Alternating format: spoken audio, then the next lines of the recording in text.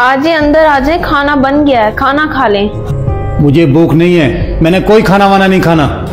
अच्छा आप गुस्सा ना करें, अंदर आके बैठे, हम अंदर बैठ के बात करते हैं। बस मैंने फैसला कर लिया है, पाकीज़ा की शादी मेरे मरहूम भाई के बेटे से होगी। अच्छा सारी बात क्या खड़े खड़े करेंगे, अंदर बैठ के बात करते हैं, आए। इतना गुस्सा क्यों कर रहे हैं? अभी पाकीज़ा पढ़ रही है, उसकी तालीम भी मुकम्मल नहीं हुई। यही सब कुछ मेरे वालिदैन ने मेरे साथ किया था, वक्त से पहले मेरी शादी कर दी थी। आप क्या चाहते हैं आपकी बेटी के साथ भी ये सब हो? आपने सब कुछ पाकीज़ा से बिना पूछे ही तय कर लिया। बेटियों की भी कोई रजामंदी होती है। मैं बाप हूँ उसका, मैं उसके लिए जो भी सोचूंगा अच्छा सोचूंगा। मैं मानती हूँ कि आप उसके बाप हैं, आप उसके लिए बेहतर करेंगे जो भी करेंगे, लेकिन फिर भी उसकी रजामंदी इस चीज में जरूरी है।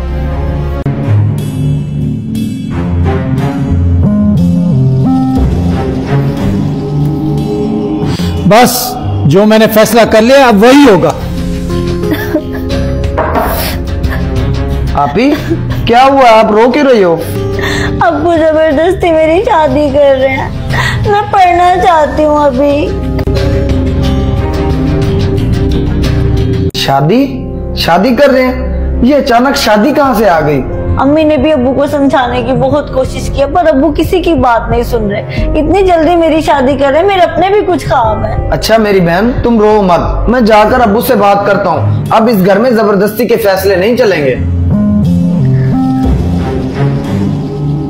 अब्बू ये मैं क्या सुन रहा हूँ, मुझे आपसे बात करनी है। हाँ हाँ बेटा बोलो, क्या बात करनी है, बैठो।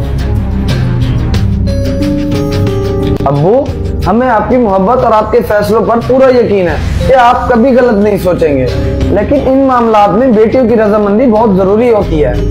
अच्छा अब उनकी नहीं सुनी गई तो तुझे भेज दिया। तू अभी बच्चा है, तुझे जमाने का नहीं पता। मैं जो भी फैसला करूंगा सही करूंगा।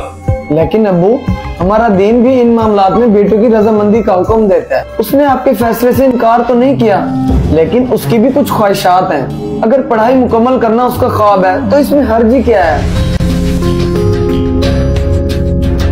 अब्बू हमने आपके फैसलों पर कभी इनकार नहीं किया और ना ही इंशाल्लाह कभी करेंगे, क्योंकि हम जानते हैं आप जो भी सोचेंगे हमारे लिए अच्छा और बेहतर होगा। अब्बू आप क्या चाहते हैं? आपकी बेटी आपके इस फैसले से नाखुश रहे? मैं हाथ जोड़कर आपसे गुजारिश करता हूँ, आप उसे उसके ख्वाब पूरे करने की मोहलत दे दें। आपकी बेटी आपके इस फैसले से नाखुश रहे?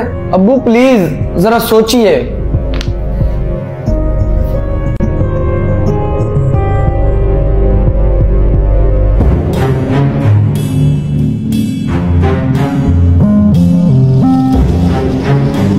बेटा मैंने तुम्हारे अब्बू को समझाने की बहुत कोशिश की है, लेकिन वो तो मेरी एक भी सुनने को तैयार नहीं है। बस उन्हें तो तुम्हारी शादी की ही पड़ी है।